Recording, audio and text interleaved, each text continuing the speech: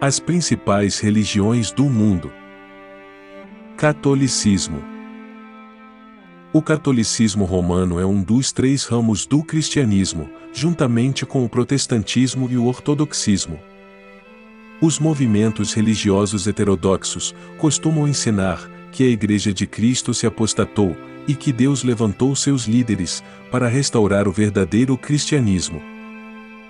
Como surgiu o catolicismo romano? Surgiu oficialmente, pelo Edito de Milão, em 313 d.C., pelo imperador Constantino, que se autoproclamou cristão, por conta de uma experiência pessoal. Nessa experiência, ele diz ter visto, em sonhos, uma cruz no céu, ao mesmo tempo em que uma voz divina lhe indicava que com esse sinal venceria. Constantino mandou decorar os escudos de seus soldados, com o símbolo da cruz, o futuro monograma de Cristo. E se lançou contra o exército inimigo. Os dogmas católicos. No transcorrer dos séculos, a Igreja, aos poucos, foi incorporando algumas práticas, tais como a missa em latim, salvação pelas obras, culto dos santos e Virgem Maria, culto pelos mortos, purgatório, celibato clerical, tradição no lugar da Bíblia, proibição da leitura da Bíblia aos leigos, batismo infantil, a figura do Papa e outros. Abordaremos alguns. O papismo. O Papa é o chefe do catolicismo romano, e se trata de um líder político-religioso. A Igreja de Roma defende a teoria de que Pedro foi o primeiro Papa da Igreja. A tradição católica diz que Pedro foi Papa em Roma, durante 25 anos. Porém, existem dúvidas, até mesmo, se ele já esteve em Roma. A controvérsia gira em torno de um texto bíblico, em Mateus 16:18, que diz: O Senhor Jesus disse: Pois também te digo, que tu és Pedro, e sobre esta pedra edificarei a minha igreja.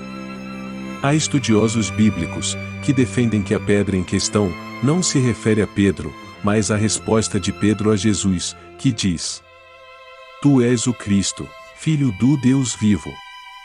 Portanto a pedra não era Pedro. Haja vista a tradução de 2 palavras, usadas por Cristo. A primeira, traduzida para pedra, em relação a Pedro, é Petros. Pedra. E a segunda, quando diz: Sobre esta pedra, é Petra, que significa rocha, se referindo à verdade dita por Pedro, em relação à sua própria pessoa, isto é, a de que ele, Jesus, é Filho do Deus vivo. Essa expressão dita por Pedro, foi chamada de Petros, por ser uma verdade absoluta, e imutável assim como uma rocha. O culto aos santos. O Papa Bonifácio IV, em 610 d.C., celebrou pela primeira vez a festa de todos os santos, e substituiu o panteão romano, templo pagão dedicado aos deuses, por um templo cristão, para que as relíquias dos santos fossem ali colocadas, inclusive Maria.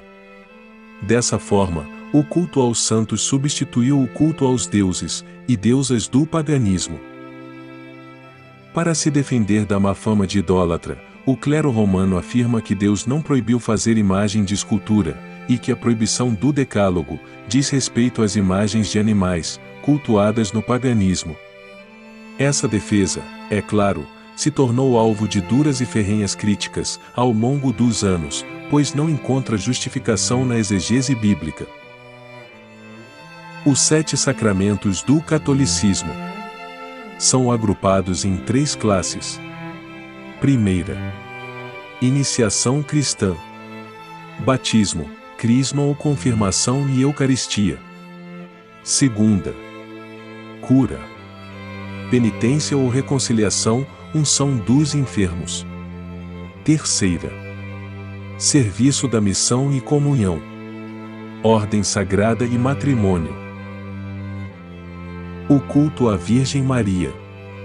As Glórias de Maria é o título do livro publicado, em mais de 80 línguas, e em português, pela editora Santuário, da autoria de Afonso Maria de Liguori.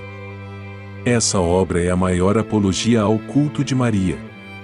Esse livro atribui a Maria toda a honra e toda a glória que a Bíblia confere ao Senhor Jesus Cristo. Chama Maria de onipotente e por outros atributos divinos.